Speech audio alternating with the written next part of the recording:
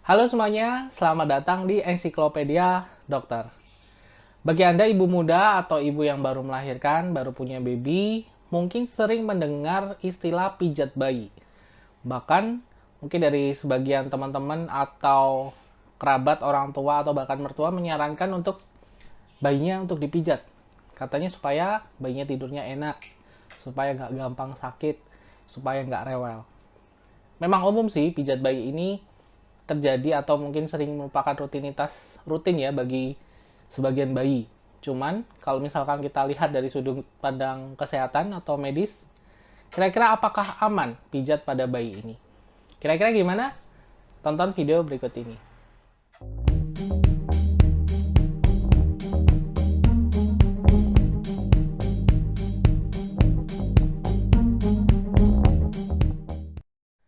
Oke, kita bahas saja ya. Jadi, baby massage atau pijat bayi sebenarnya adalah hal yang umum dilakukan. Ya, bahkan kalau kita orang Indonesia merupakan hal kayak tradisi ya, bayi yang baru lahir atau mungkin sudah umur berapa bulan dipijat. Katanya sih supaya bayinya tidurnya enak, biar nggak rewel, biar nggak gampang sakit. Secara sudut pandang medis atau ilmu kedokteran, sebenarnya pijat bayi ini adalah hal yang normal. Boleh dilakukan selama pijatannya dilakukan dengan benar. Dengan benar maksudnya gimana dok? Ya tentunya cara memijatnya benar, kemudian tekanan saat memijat tidak berlebihan, kemudian dilakukan oleh orang yang mengerti cara memijat bayi. Bahkan ini ada kursusnya sendiri loh untuk pijat bayi ini. Masalahnya kalau misalkan pijatan tidak dilakukan oleh orang yang ngerti, maksudnya orang yang belum terbiasa, kadang-kadang malah justru bayinya nggak nyaman saat dipijat, malah kesakitan.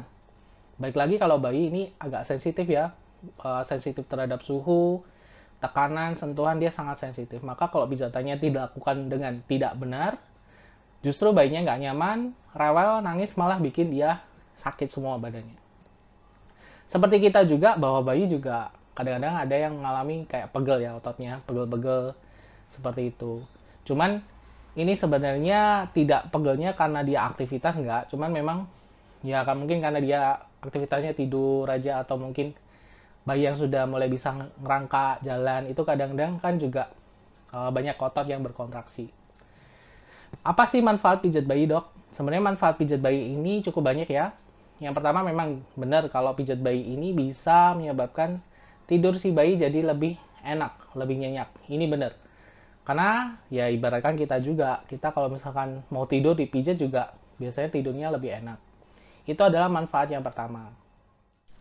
Manfaat yang kedua tentunya bisa membuat bayi lebih rileks. Ya, bayi yang agak rewel atau mungkin dia sering nangis, kadang-kadang kita nggak tahu penyebabnya, dengan dipijat sebenarnya juga salah satu mencegah dia menjadi rewel, jadi lebih rileks.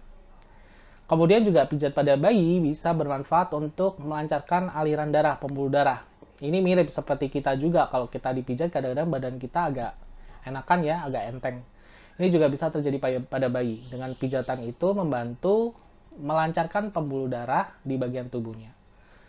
Nah ini juga ada hal penting, misalkan kalau misalnya pijatan ini dilakukan di daerah perut atau sekitarnya ya, pada bayi yang lagi gangguan pencernaan, misalkan dia sembelit, atau bayi yang kolik, yang nggak bisa kentut, atau yang perutnya kembung, pijatan ini juga bisa melancarkan sistem pencernaannya. Karena apa? Karena dengan pijatan ini, dengan rangsangan sentuhan dari luar, ini juga bisa merangsang pergerakan dari ususnya. Termasuk pencernaannya jadi lebih lancar. Kadang-kadang bayi kebanyakan ya, setelah dipijat malah BAB-nya lancar. Setelah beberapa hari dia nggak BAB, dipijat malah bisa BAB. Hal ini juga bisa terjadi. Nah, kemudian bagi bayi yang rewel, yang misalnya karena lagi tumbuh gigi ya, bisa umur 4 bulan atau mungkin sampai 6 bulan itu lagi tumbuh gigi, mulai tumbuh gigi, pijatan ini juga bisa meredakan rasa sakit yang dia rasakan. Tapi ingat ya, bahwa pijatan ini jangan dilakukan pas dia lagi rewel. Tentunya dia udah rewel, dipijat, dirusui, malah dia nangisnya tambah keras, bukannya malah tenang. Tapi pijatan ini dilakukan pas dia lagi tenang, mungkin pas dia lagi terjaga tapi tidak sedang tidur. Dan manfaat paling penting juga, pijatan ini kalau misalnya dilakukan langsung oleh si ibu atau si ayah, bisa meningkatkan bonding atau ikatan secara psikis ya, secara emosional bayi pada ibunya. Apalagi kalau dipijat saling lihat-lihatan ya, itu pasti suatu hal yang menyenangkan juga bagi si bayi dan juga si ibunya atau bapaknya. Hal ini mungkin bisa rutin Anda lakukan, seminggu 2 kali, 3 kali juga sebenarnya nggak apa-apa. Pertanyaannya, kapan dok saya lakukan pijatan ini? Tentunya pas kondisi bayi tidak rewel ya. Dia tenang, terjaga, atau mungkin yang paling sering sih habis mandi. Habis mandi kan bayi kadang-kadang lebih nyaman ya, dia badannya enak, suhu ruangannya juga stabil, suhu badannya bagus. Ibu bisa lakukan pijatan ini. Ingat bahwa pijatan ini jangan dilakukan sembarangan. Kalau nggak ngerti, sebaiknya tanya sama yang ngerti. Bidan, perawat, atau mungkin dukun bayi ya, mungkin di bagian daerah di agak pinggir, banyak dukun bayi, itu lebih berpengalaman. Jadi lebih ngerti mana yang harus dipijat dan gimana cara mijatnya. Kalau sebagai contoh ya, mungkin saya akan jelaskan sedikit cara memijat bayi yang benar. Cuman sebenarnya ini bagusnya kalau kita praktekkan, cuman saya nggak punya manikin bayi. Mungkin bisa Anda lihat di video-video yang lain, banyak kok cara memijat bayi. Pada prinsipnya, apa yang perlu dipersiapkan? Tentunya memijat bayi ini pada kondisi bayi lagi telanjang ya, jangan pakai baju, karena kan ini harus ada gesekan kulit, tekanan sedikit begitu ya. Bayi habis mandi, itu adalah waktu yang paling enak, paling nyaman. Pijatnya mungkin dengan pakai baby oil, atau minyak zaitun juga nggak apa-apa. Tapi kalau baby oil kan lebih enak ya, ada aroma sedapnya juga agak nyaman ya. Di kulit, tangan kita, ataupun juga di bayi juga nyaman. Bisa lakukan itu dengan baby oil. Kemudian, Anda sesuaikan dulu suhu ruangannya. Jangan terlalu dingin ya, karena kan bayi pada saat dipijat dia telanjang. Kalau terlalu dingin, justru bayinya malah menggigil, malah kedinginan, malah terjadi kondisi hipotermi atau suhu badannya turun. Salah-salah malah bisa menyebabkan bayinya nggak bisa nafas, tiba-tiba nggak nafas karena terlalu dingin. Jadi pastikan suhu ruangannya stabil. Ya, suhu ruangan sekitar 24-27 derajat Celcius itu suhu yang ideal ya. Lalu gimana cara mijitnya dok? Yang pasti Anda harus cuci tangan dulu, pastikan tangan Anda bersih. Siapkan baby oil. Baby oil ini bisa Anda langsung oleskan ke badannya atau mungkin ke tangan dulu, digosok-gosok supaya merata. Mulai pijatan dari bagian kaki. Kenapa kaki? Karena kaki ini dianggap organ bayi yang agak kurang sensitif, jadi biar ada penyesuaian aja gitu, biar dia nggak kaget juga. Dimulai dari kaki, dari pangkal paha, kemudian turun sampai ke bagian pergelangan kaki atau jari-jarinya yang kecil-kecil itu bisa dimulai seperti itu. Cara mijatnya mungkin kayak diputar aja ya, agak diremes sedikit, tapi jangan terlalu keras. Setelah dari kaki, Anda bisa beralih ke bagian lengan, ya, lengan bagian atas ini, kemudian nanti turun perlahan sampai ke bagian jari-jarinya. Kemudian di bagian dada, pijatan dari atas ya, kemudian perlahan turun ke bagian perut secara perlahan. Ingat, kalau misalkan mijat di bagian perut jangan terlalu keras.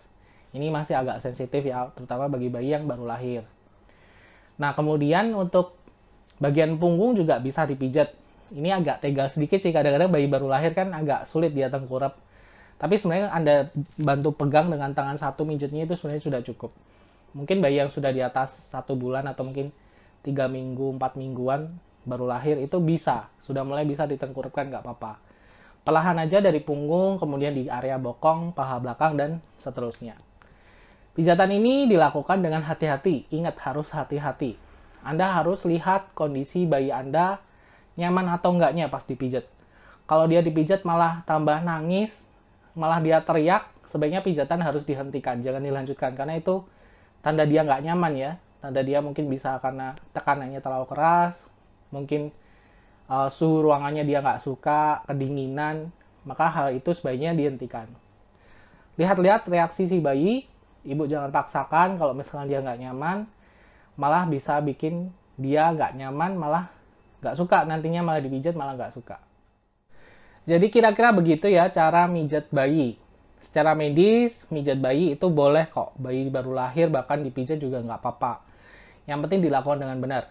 Mungkin bagi ibu yang masih ragu, oh saya bisa nggak ya, mending bisa ikut kursus memijat bayi. Itu ada kelasnya lagi. Pelatihannya nggak cuma mijat sih, tapi bagaimana cara merawat bayi, cara nyusui, cara mandikan, dan lain sebagainya. Ya syukur-syukur kalau bisa Anda cari sendiri informasi ini di internet, karena kan sekarang gampang ya nyari informasi di internet. Yang penting ibu harus memperhatikan caranya perlahan, sampai Anda yakin kalau bisa. Ini nggak dipaksakan, pijat bayi nggak wajib. Tapi kalau mau dilakukan juga baik, ada manfaatnya. Oke, sekian informasi dari saya. Kalau misalkan ada pengalaman, ibu-ibu yang sudah punya baby, pernah mijat bayinya sendiri di rumah, boleh sharing-sharing aja di kolom komentar, supaya teman-teman kita yang lain juga bisa sambil belajar juga. Oke, sekian video kali ini. Semoga bermanfaat. Sampai ketemu lagi di video berikutnya. Ciao!